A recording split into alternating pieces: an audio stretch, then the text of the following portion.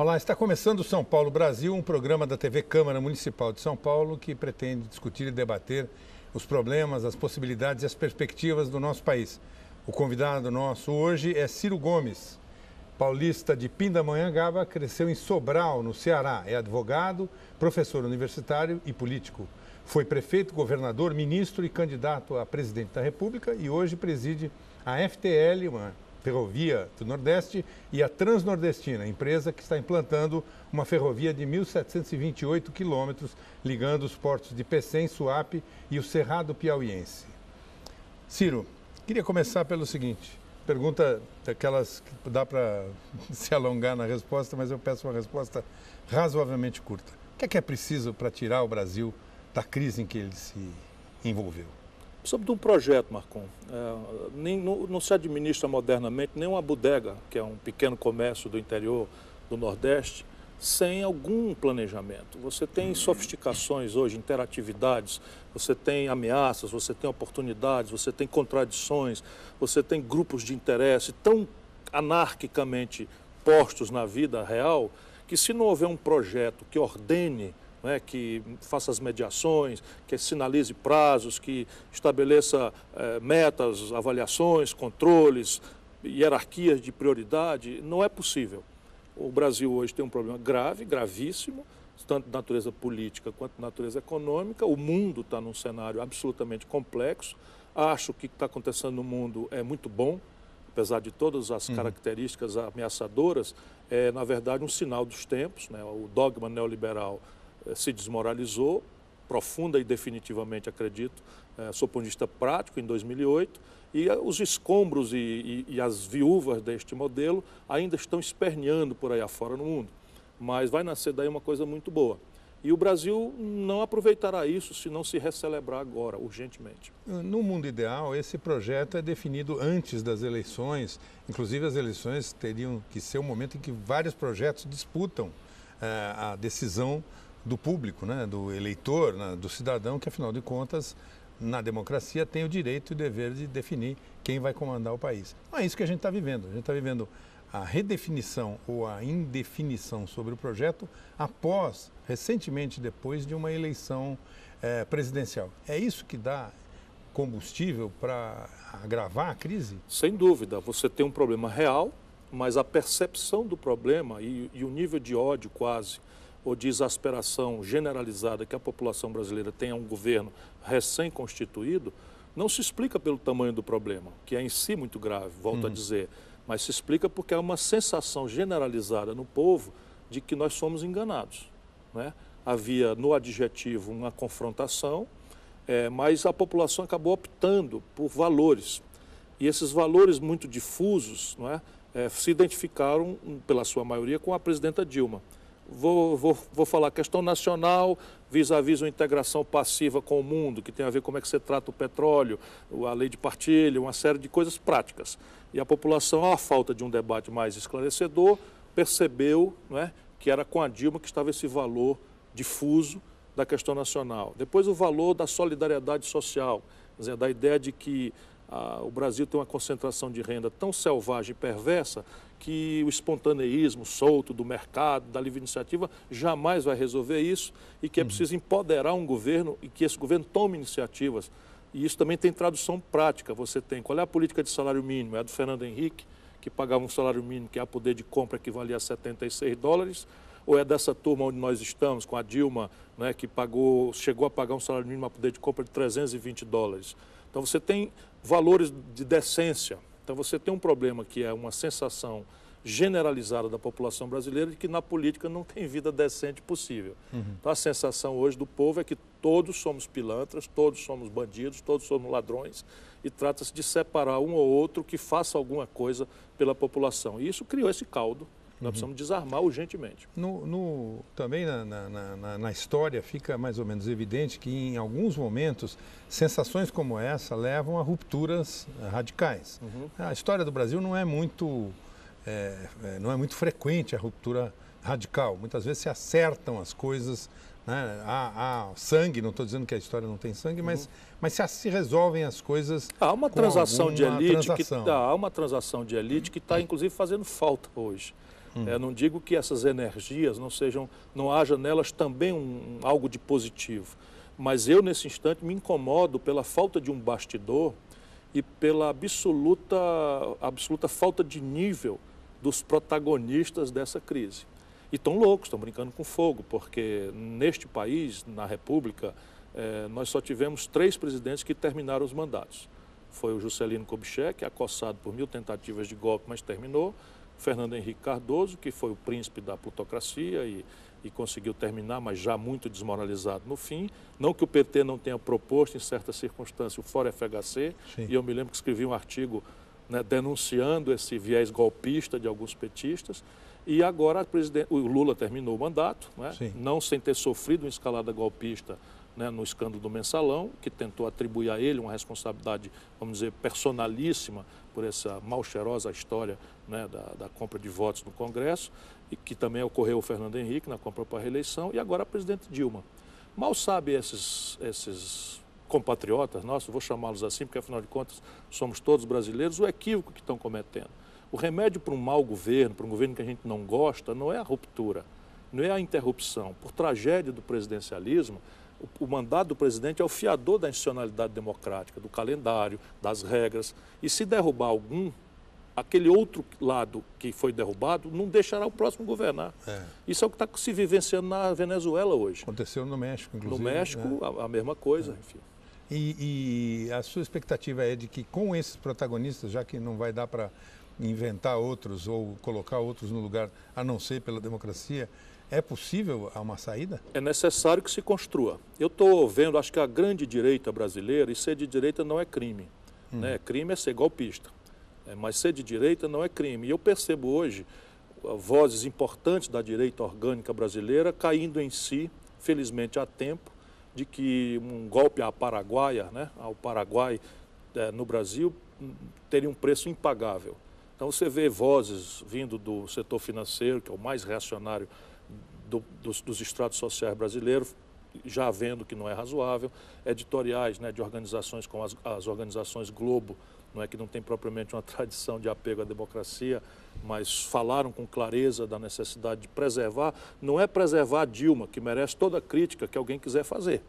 Eu próprio, que sou aliado dela, acho que no mesmo passo que eu defendo, né, a integridade do seu mandato, eu tenho queixas duras a fazer, reclamações fortes e sugestões concretas para fazer, para que ela reconcilie a sua liderança com aquelas maiorias que lhe deram o mandato. O que nós não aceitamos é eleger um presidente da República que vá lá fazer a agenda do outro. Bem, São Paulo, Brasil, volta daqui a instantes. Até já.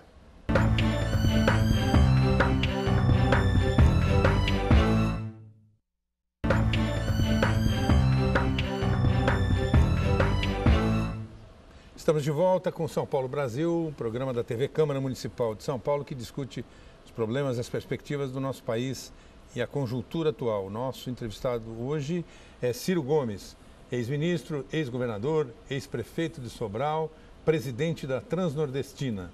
Ciro, eu queria citar aqui um texto de 1995 da sua autoria que diz o seguinte: na democracia representativa, o locus das reformas institucionais, inclusive a reforma política, é o poder legislativo. Infelizmente ou felizmente, esse não é um espaço neutro. Infelizmente, porque é impressionante o grau de conservadorismo e a vulnerabilidade da maioria dos nossos políticos às influências das minorias ativas do poder econômico, dos ruidosos intérpretes do corporativismo fascistoide e do clientelismo fisiológico das oligarquias. Felizmente, entretanto, porque a história tem demonstrado claramente que, quando acossados pela população, os políticos são passíveis de uma atitude em favor da coletividade. Quando acossados pela população. Isso é 1995, 20 anos. A minha pergunta é, piorou de lá para cá? Infelizmente piorou bastante. Você tinha, no Brasil de 95, você tinha que a nossa geração tinha ganho pela política toda a agenda. Era, evidentemente, uma agenda relativamente simples, maniqueísta, mas nós tínhamos uma agenda de reinstitucionalização, de redemocratização do país, que passava por constituinte, que nós obtivemos, pela anistia, que nós obtivemos, pelas eleições diretas, que nós obtivemos. Ali, em 95, nós tínhamos ganho a última e que aparecia impossível batalha, que era a confrontação da inflação, Eu tive a honra de ajudar como ministro da Fazenda. Então, nós tínhamos todas as razões para acreditar no milagre possível que a política e somente ela faz aqui no mundo dos humanos. Né?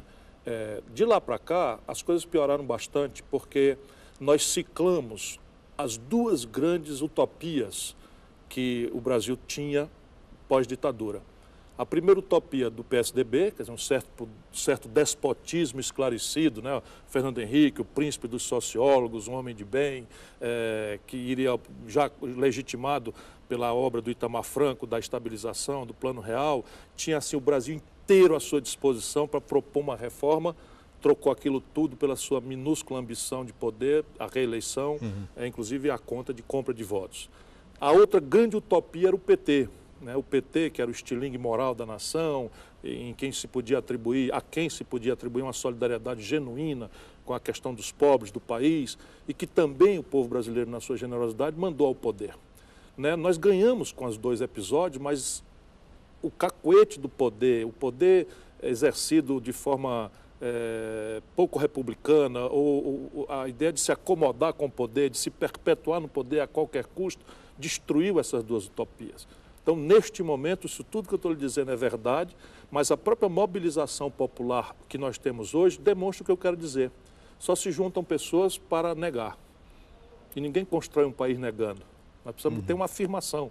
Nós precisamos nos dividir, fraternalmente, mas nos dividir ao redor de algo que construa uma proposta de futuro para o país. E isso é o que falta. Agora, a população que está nas ruas, ou que passou pelas ruas nas últimas semanas, tanto de um lado quanto de outro, e com manifestações de tamanhos diferentes, inclusive de composição diferenciada, né? Quer dizer, nenhuma das duas é parecida com a composição do povo brasileiro, dos moradores das cidades onde aconteceu, mas a que é a favor do governo ainda tinha alguma semelhança. A outra era mais uma manifestação de classe média, embora não se deva, eu pelo menos penso assim, desmerecer isso pelo fato de ser de classe média ou ser de pessoas de seja qual for a extração que vão para as ruas se manifestar. Essas manifestações, elas parecem ter pouco a ver com as de 2013, onde uma outra 2013, geração parece que estava na rua. Em 2013 havia uma sensação no Brasil, que nós tínhamos gasto uma fortuna com a Copa do Mundo e que a Copa do Mundo era uma exigência de um padrão que se fez a ironia do padrão FIFA e que o Brasil foi capaz de entregar e tal. E as pessoas olharam de repente, com a imprensa internacional toda olhando para o país, especialmente a juventude, dizendo, cacete, por que para fazer a Copa do Mundo apareceu o dinheiro, as coisas foram feitas no padrão FIFA? E por que o meu posto de saúde, a minha escola, a polícia da minha cidade não tem um padrão FIFA? Isso é um tipo de coisa. Essa outra, você percebe corretamente, essa outra é uma manifestação de frustração, de ódio quase, pela sensação, volto a dizer, de ter sido enganado. Eu tenho problemas, a minha família vive em ambiente de austeridade, isso não é novidade para a família brasileira, embora nos últimos 12 anos a massa salarial expandiu, a proporção do crédito versus PIB cresceu de 13% para 50%, a malha de proteção social praticamente espancou a fome da vida real brasileira. Eu sou nordestino, nós estamos lá com 3 anos seguidos de seca, não tem uma notícia de saque, nem as grandes cidades estão assediadas por irmãos nossos em andrajos, de mão estendida, humilhados pedindo esmola. Isso tudo é real, isso é completamente real, mas tudo está em retrocesso. E há uma juventude, nesse caso, que não sabe a referência do passado, isso já explica uma parte das coisas, mas há também uma sensação, e essa eu vou repetir, é uma sensação de que mentiram para nós. Mentiram para nós. E aí vem as simplificações grosseiras. A manifestação de rua só junta gente se houver razão. Não adianta o governo ou quem quer que seja minimizar, ninguém bota 200 mil, 50... Olha, eu sei o que custa você trazer 10 mil pessoas para um comício. Então tem uma coisa errada acontecendo no Brasil mesmo. E o governo, para começo de assunto, tem que ter humildade para tentar entender isso, se ligar nisso. Isto posto, é preciso aí sim denunciar aquela senhorinha, eu não digo que seja má pessoa, mas a senhorinha está tão exasperada que escreveu um cartaz dizendo assim, porra, por que não enforcaram, não acabaram de matar Dilma no DOI-CODE? Senhorinha, vamos ter calma, vamos ter calma, porque não é bem assim, porque senão a gente vai aí e enche a senhora de tapa. E isso não é linguagem. Isso não é linguagem. A ideia de que você pode matar alguém porque pensa diferente de você é uma coisa absolutamente odienta. E nós precisamos, com muita severidade, separar esse joio do trigo. Ok, Ciro. Bom, vamos fazer um rápido intervalo. São Paulo Brasil volta daqui a instantes.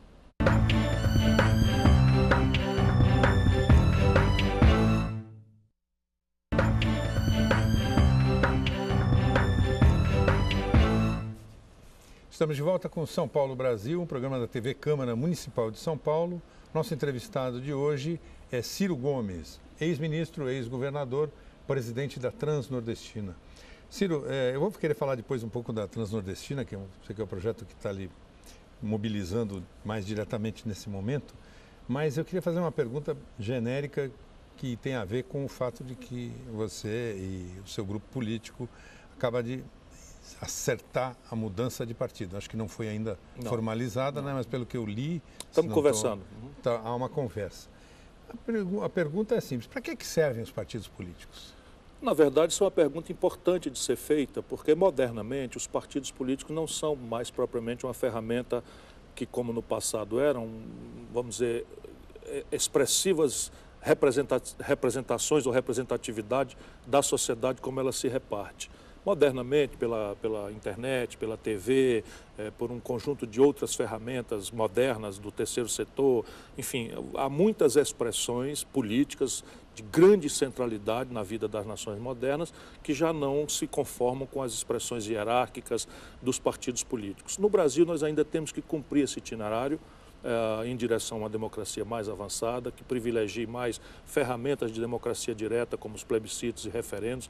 As elites brasileiras mais conservadoras têm pavor disso, que são uma rotina absolutamente trivial nos Estados Unidos, na Europa, no Japão, enfim, nos países amadurecidos de democracia. Ninguém mais precisa entregar toda a sua vamos dizer, sua opinião para engravatados de um lugar em Brasília, até porque nós temos esse ato de legitimidade pós-eleitoral no Brasil, que é uma tragédia. Então, mas nesse momento é monopólio dos partidos políticos a participação no processo eleitoral. E nesse sentido, qual é a ideia que preside a sua conversa de uma eventual mudança partidária? Eu estou brincando que eu estou no processo de desintoxicação. Eu tenho 57 anos de idade, 36 dos quais dedicados à vida pública. Não é nada mais do que minha obrigação, mas hoje em dia eu tenho vontade de dizer que eu nunca respondi a um inquérito, nem sequer para ser absolvido. Tamanha é a generalização que está da percepção de podridão no mundo político. E eu tenho pensado em largar, porque antes também tenho brincado e eu falava mal dos meus adversários. Agora tenho tido uma irresistível vontade de falar mal dos meus amigos, né? Então, talvez eu que esteja na hora de largar a mão. Ao mesmo tempo, brincadeira à parte, eu sinto que eu tive um privilégio. Eu fui educado a maior parte da minha vida na escola pública.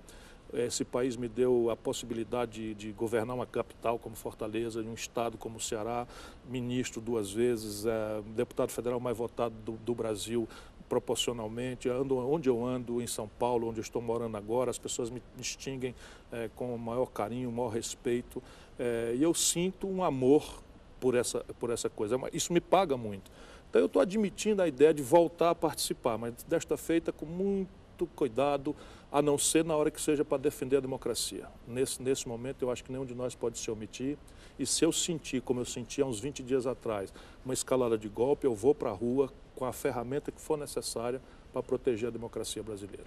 Deixa eu só fazer um parênteses, eu creio que eu lhe mencionei como prefeito de Sobral, você não foi prefeito de Sobral, né? Não tive esse privilégio. Irmão foi o Cid foi. Eu misturei, foi prefeito de Fortaleza. Aliás, foi o seu primeiro mandato. Não, eu tive 2 mandatos de deputado estadual antes. Comecei com 25 anos. Eu sou o mais jovem governador da história do Brasil. Fui eleito com 32 anos, nem ninguém foi antes, porque as constituições não permitiam, nem depois, porque o povo criou juízo, né, de não eleger um garoto com 32 anos. Eu estou brincando, porque há muita juventude brilhante no Brasil. Fui o mais jovem ministro da Fazenda, com 36 anos. Enfim, é uma vida de privilégios a que eu tenho. E o que é diferente a vida, já que a gente enveredou por esse campo aí, que era para ser um outro bloco, mas o que é diferente a vida do executivo de uma empresa, do executivo de um poder?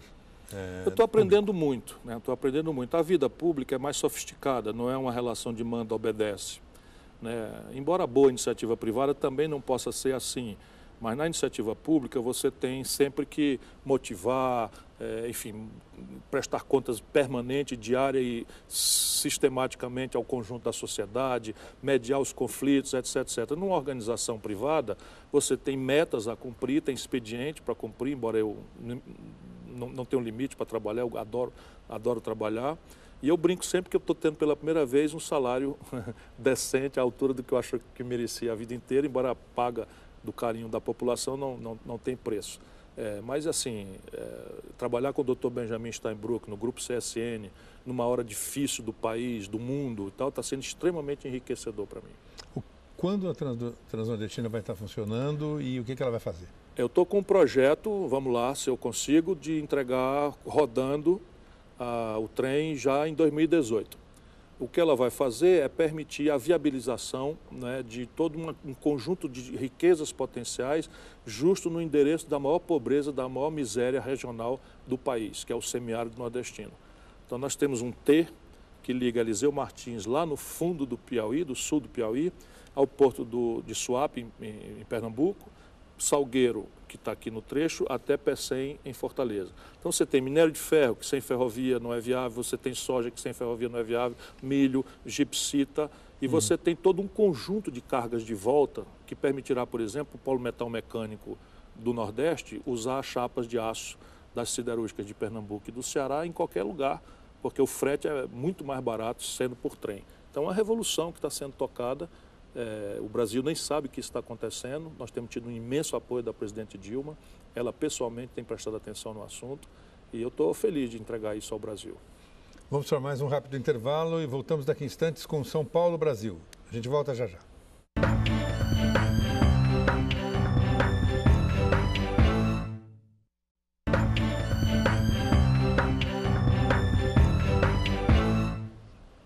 Estamos de volta com o São Paulo Brasil, programa da TV Câmara Municipal de São Paulo.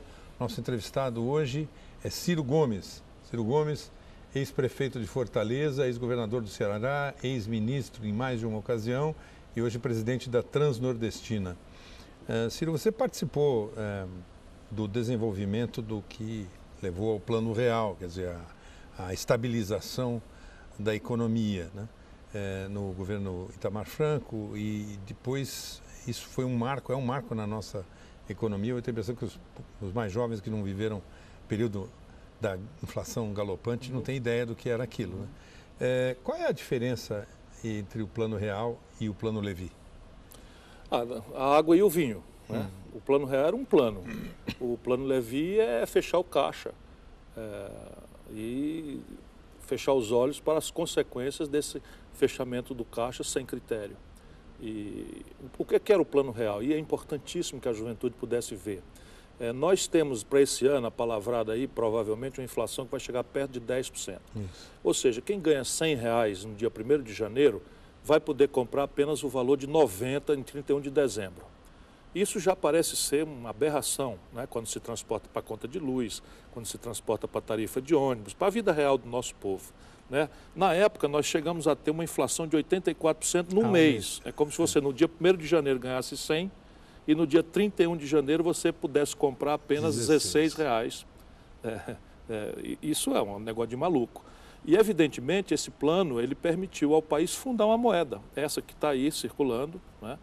A nossa moeda, que é uma moeda que até hoje tem conversibilidade internacional em alguns lugares de maior frequência de brasileiros, como a Flórida, nos Estados Unidos, né, Portugal, ou mesmo, enfim, em algumas casas de câmbio de Paris, de Roma, você encontra o real sendo convertido. Antes ninguém podia, as pessoas compravam e anotavam 2 quilos de qualquer coisa, porque não valia o dinheiro, para poder pagar no fim do mês o equivalente naquela data. Isso foi uma revolução, porque nós tivemos 3 décadas de superinflação no Brasil, que na verdade foi uma grande molecagem das nossas elites, mais uma vez, porque no mundo inteiro a inflação é uma doença da moeda, contra a qual logo se organizam consensos. No Brasil desenvolvemos aqui alguns mecanismos que só o pobre e a classe média sofriam com a inflação e o rico ganhava, né, com a correção monetária. O supermercado, por exemplo, nem queria saber, bastava faturar e botar no juro brasileiro, ganhava dinheiro no juro e não vendendo feijão, arroz, etc. O Plano Levy, na verdade, é um equívoco grosseiro. Nem tinha visto ninguém chamar de plano. Por que é um equívoco grosseiro? Porque, lamentavelmente, vou lhe antecipar aqui, não é? a nossa grande imprensa faz de conta que não já viu também, né? Nós vamos ter o ano fiscal de 2015, esse que nós estamos, pior do que o ano passado. Vai ser a primeira vez na minha longa vida pública em que um ano eleitoral vai ser fiscalmente melhor do que o primeiro ano do governo. Por quê? Porque a principal despesa corrente do Brasil, brasileiro, é juro. E esta gente está aumentando a taxa de juros numa hora que nós estamos numa recessão brutal. Isso é um negócio de cinema. Não fora eu saber por quê. Que é para garantir o cupom dos bancos e das 10 mil famílias abastadas brasileiras que vivem de juro, escorada no lombo de quem trabalha e produz nesse país, que somos as grandes maiorias. Então a principal despesa está explodindo, que é juro. Esse ano nós vamos rolar aí, só de juro, quase 190 bilhões de reais. E a receita pública, que é uma variável do crescimento econômico, dado que nós estamos em recessão, está despencando. Então nós vamos ter um ano fiscal, que é visto pela proporção da dívida com o PIB, pior do que o ano passado. E provavelmente, depois dessa amargura toda, vamos ter que mudar de rumo. Isso é as coisas do Brasil. Né? Como é que resolve? Eu não acho que o Levi seja compatível. Como eu estou lhe dizendo, o Levi é um querido, é uma pessoa séria, uma pessoa boa.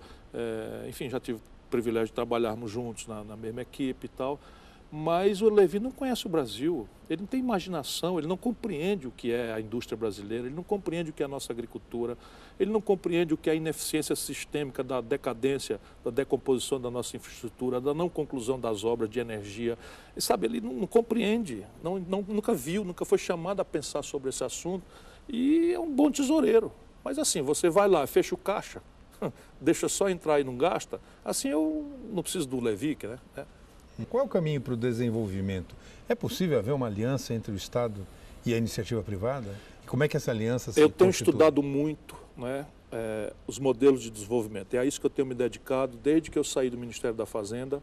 Tive à minha disposição a equipe de gênios, né, do Pécio Arida, André Lara Rezende, Gustavo Franco, Winston Frist, Edmar Baixa, sou amigo do Bresser, do professor Bresser, sou amigo do Bracha, ouvi opiniões, enfim, dos maiores gênios da economia e me ressentia muito, né, de muitas vezes não ser capaz de entender as preciosíssimas lições, Armínio Fraga, toda essa gente eu sou amigo e, enfim, tenho um relacionamento, respeito. Ainda agora encontrei o Pedro Malan, que é uma figura também que eu quero ter muito carinho e respeito, embora discorde, mas eu tinha um ressentimento pessoal de que eu tinha à disposição minha essas melhores cabeças e eu às vezes desequipado, não entendia bem, não explorava devidamente, né?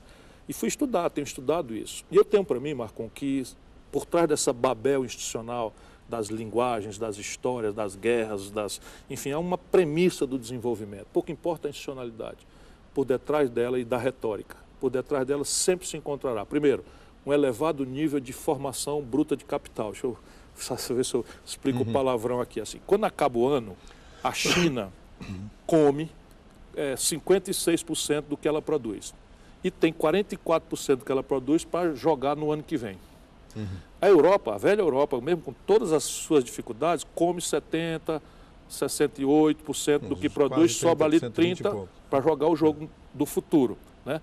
No Brasil, nós no máximo chegamos a 17% de sobra e agora está caindo. Então, nosso capital, a formação da nossa poupança para investir, é muito precária. E ao contrário do que a mitologia liberal ou ideológica supõe, o nível de investimento de uma sociedade não é consequência, vamos dizer, por acaso, das forças da gravidade. É consequência de arranjos institucionais que a danada da política, e só ela faz ou deixa de fazer.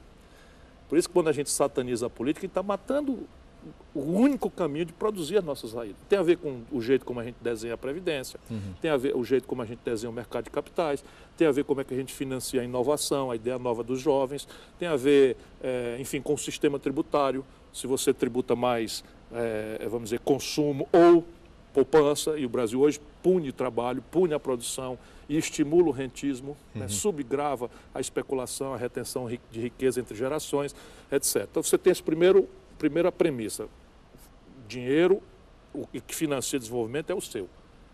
O dos outros vem se você for alto. É que nem agiota. Segundo, investimento em gente. Claro, como está acontecendo. Investimento em gente. Não há desenvolvimento possível com 6 anos médios de escolarização. Essa é a nossa realidade. A gente vive aí botando defeito na Argentina e brincando, fazendo piada e tal, mas o argentino médio tem o dobro da escolarização do brasileiro médio. Só para ter uma clareza, Cuba tem mais gente na universidade, 3 tanto mais gente na universidade do que o Brasil, proporcional às suas populações, sendo um país mais pobre do que o Ceará como Estado brasileiro é.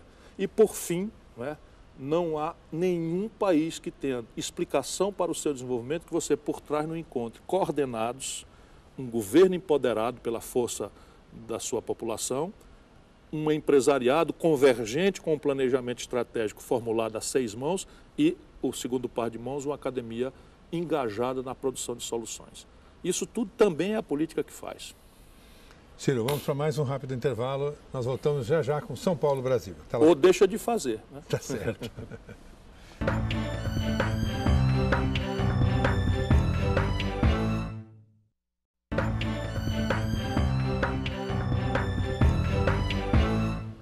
Estamos de volta com São Paulo Brasil, um programa da TV Câmara Municipal de São Paulo que debate e discute as perspectivas e os problemas do nosso país.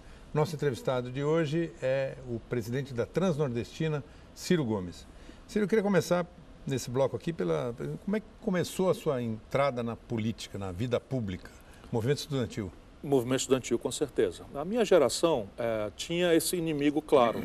Né, e tínhamos também uma segurança muito grande, era inclusive uma abastança felicitante, eu brinco sempre, né, em tempos em que o consumismo, né, é a ilusão de felicidade, a nossa geração tinha na luta política, no romantismo, né, que era misturado, né, a gente se exibia para as meninas fazendo discurso em cima dos tamboretes da escola, e eu acho que eu devo ter me proposto líder de classe na creche.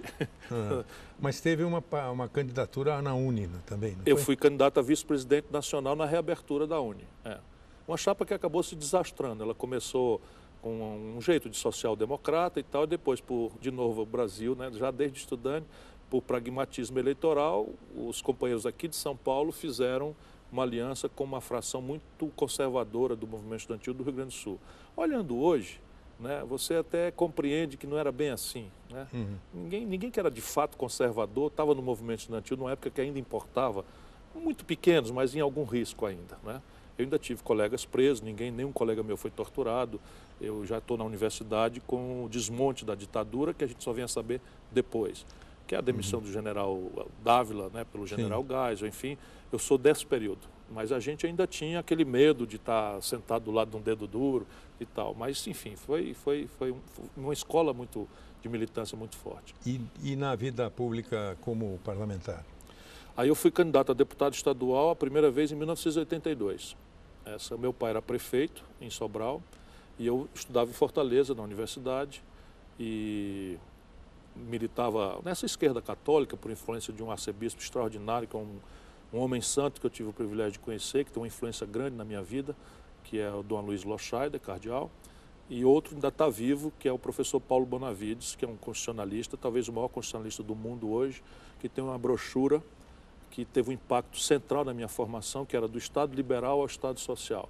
Uma coisa muito simples, mas muito contundente para aquele tempo, né?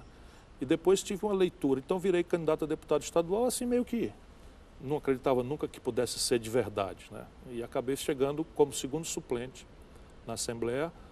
Para minha sorte, o governador da época que eu antagonizava convocou dois deputados e eu fui assumir.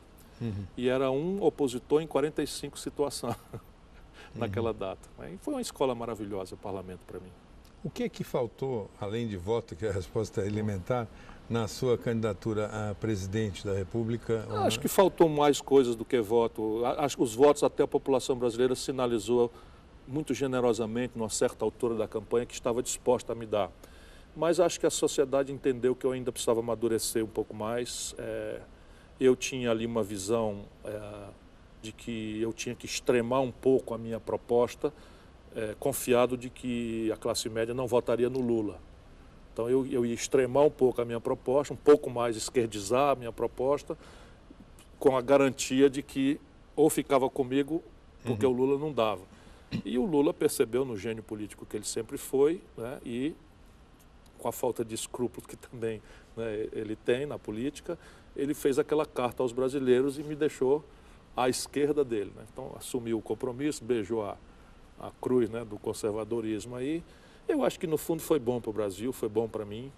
Eu acho que se eu tivesse sido eleito contra o PT e contra o PSDB ali em 2002, eu teria pago um preço muito grave. Eu brincava sempre, não renunciaria, né? Sou novinho demais para me matar, né? E não sei se tentariam me matar, mas era um conjunto muito poderoso de forças que eu não tinha potência para superar. Eu acho que foi melhor amadurecer esses anos todos e, quem sabe, servir ao país noutra ocasião. Há quem aponte como crítica ao seu desempenho uma certa, digamos, destempero verbal.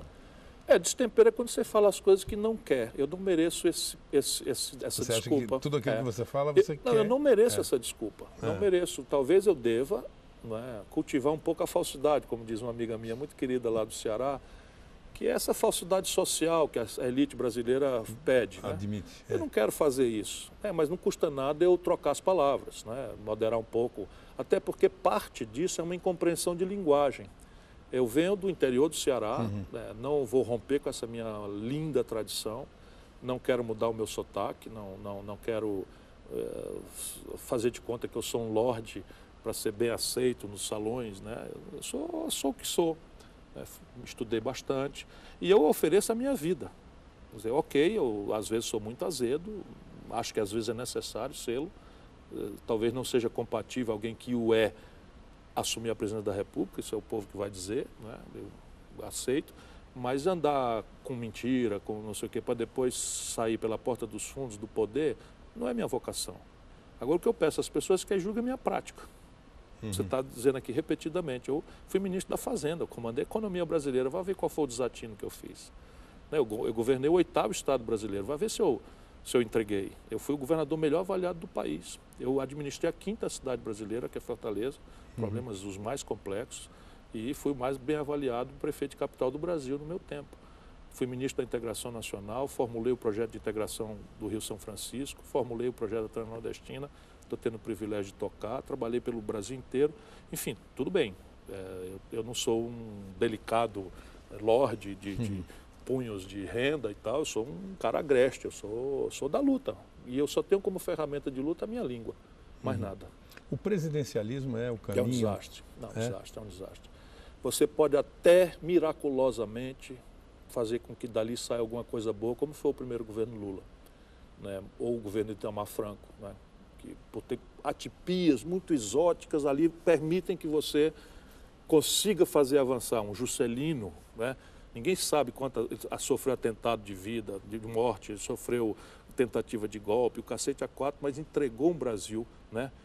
Diferente. O Getúlio matou-se como um ato político, né? Isso é a inerência do presidencialismo, porque ele tem uma contradição básica. Primeiro, a responsabilidade pela saúde dos negócios de Estado, né, pelos impostos, pela inflação, pela saúde, pela segurança, pela educação, é do presidente da República. Todo mundo sabe o nome dele, onde ele mora, etc. Mas a vontade institucional do país, o desenho, está no Congresso. Aí você bota um picareta, presidente da Câmara, que é sintomaticamente representante da maioria de pilantra.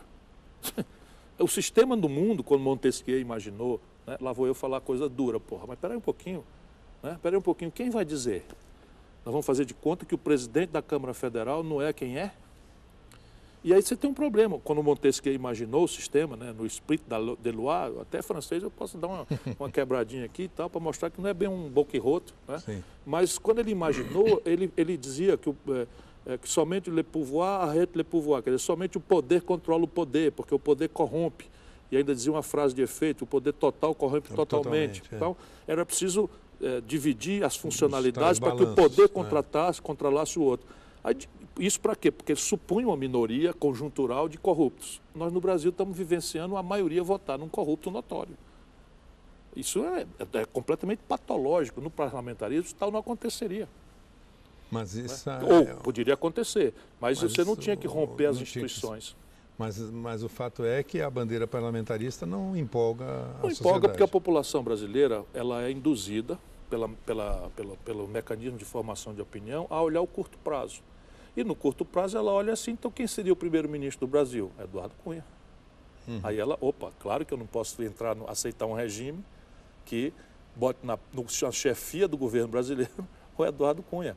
Só que ela não conhece o outro capítulo da novela. Este Eduardo Cunha, na hora que fosse fazer as loucuras dele, né, no governo, o governo ia por hiperinflação, ia dar um desastre, esse Congresso ia ser dissolvido e as eleições seriam antecipadamente convocadas sem ruptura institucional nenhuma. Sucede para que isso aconteça que você tem que profissionalizar a burocracia, não tem mais esse negócio de trocar todo dia essa montanha de ministério, essa montanha de cargo comissionado, de cartão corporativo, de carrão preto, que a petezada morre e não quer largar a mão desse negócio aí, salvo os meus bons queridos amigos que ainda estão ali, né? Então é um regime, está passado esse debate, está vencido, o povo votou, não quer, então agora é extrair o que há de positivo no presidencialismo, qual seja, um presidente acabou de se eleger, tem uma força tão doentia que pode ser útil para o país, desde que não seja uma força autoritária e sim pactuada o que ele vai fazer com esta força imensa. Né? E isso pode ser a proposta de um conjunto de reformas, inclusive adiando a entrada em vigor delas para tirar o medo conservador das mudanças. Né? Então você faz uma reforma da Previdência para valer daqui 4, 5 anos, 10, 8, 10 anos, faz uma reforma política para valer daqui 4 eleições. Aí os caras, daqui 4 anos eu já estou morto, pode fazer o que quiser, então passa. Né? É o único jeito. Ou plebiscitos e referendos, que também um presidente forte tem capacidade de promover. Vamos para mais um rápido intervalo. São Paulo, Brasil, volta já já.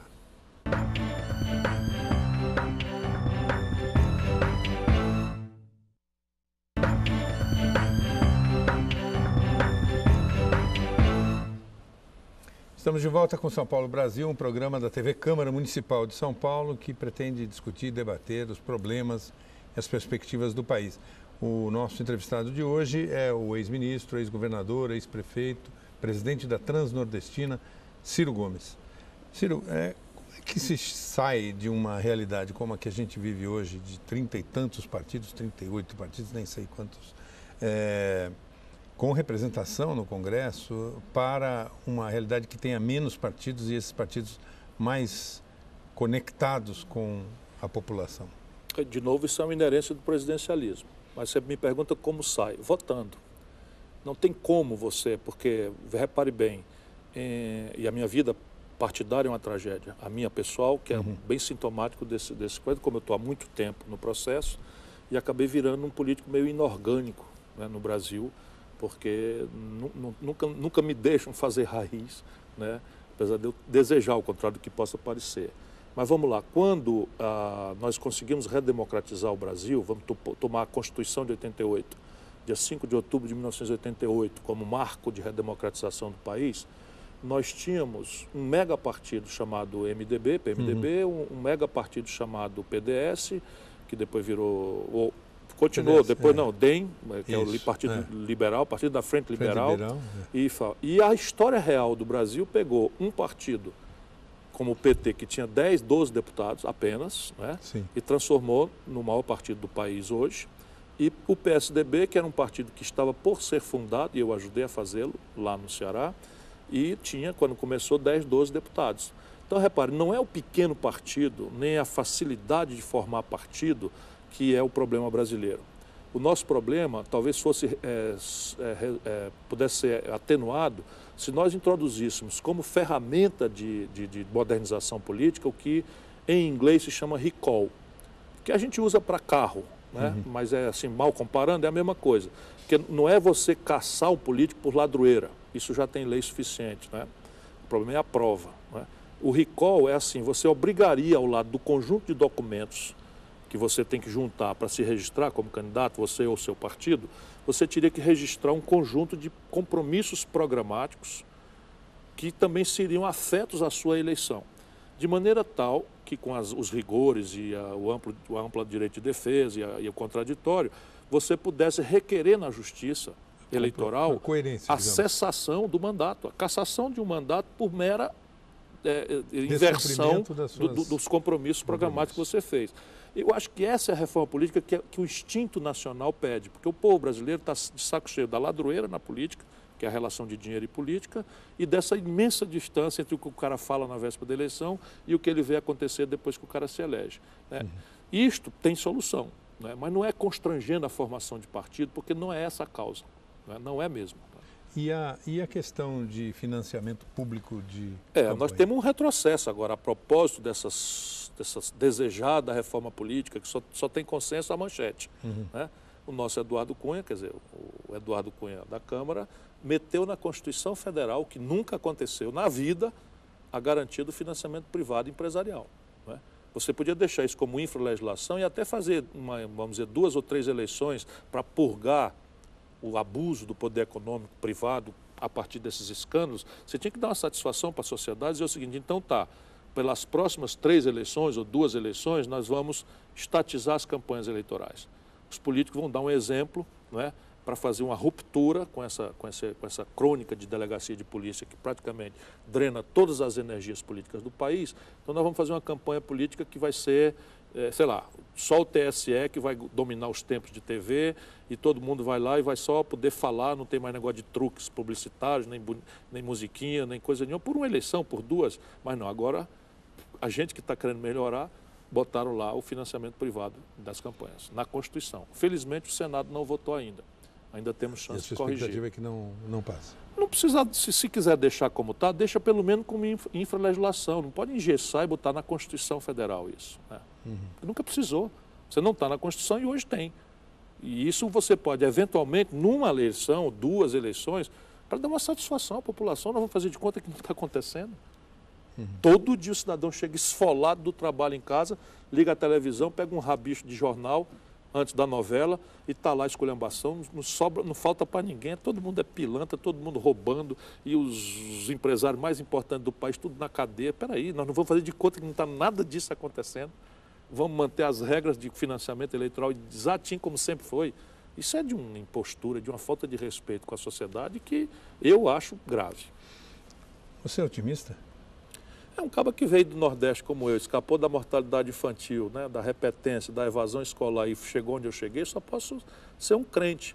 O que eu sou é assim, eu sou indignado porque o Brasil tem tudo com sobra para ser um exemplo civilizatório para o mundo, e que é o que eu acho que ainda vai ser. Portanto, sou sim, otimista. Mas nós precisamos tirar o atraso e saber que o céu não é perto, nós precisamos fazer uns sacrifícios aí, porque nós hoje estamos preparando uma dívida para os nossos filhos muito grave. Enfim, mas o Brasil tem, quando você olha para o lado, tem base para fazer uma reforma, quer dizer, uma política industrial de comércio exterior, que interrompa a desindustrialização e projete o país, não é, onde ele pode ir, a 8ª, a 6ª economia industrial do mundo, nós estamos na 15ª hoje. Você olha para a agricultura brasileira, é a agricultura mais competitiva do planeta.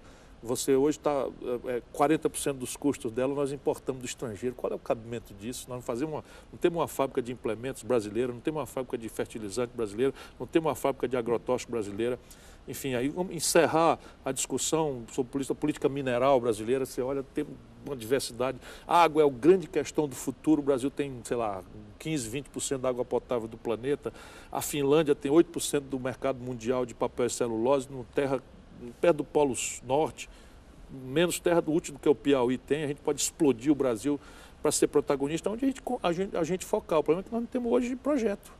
E essas coisas não vão acontecer por acaso, nem pelo espontaneísmo individualista, como que o mercado faz. Isso é tudo ilusão de ótica. Bem, Ciro, então ficamos por aqui. Muito obrigado. Muito obrigado a você, Marcon. São Paulo Brasil fica por aqui. A gente volta na próxima semana. Ótima semana e até lá. Obrigado.